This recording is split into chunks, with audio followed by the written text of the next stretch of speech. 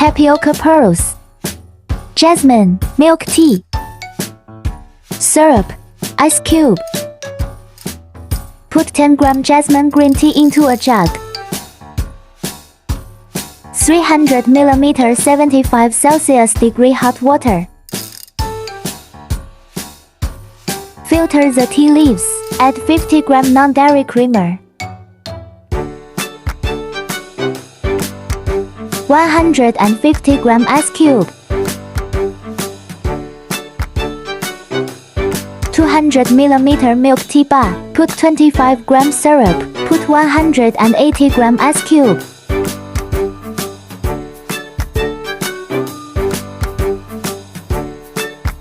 Put 80g tapioca pearls into plastic cup.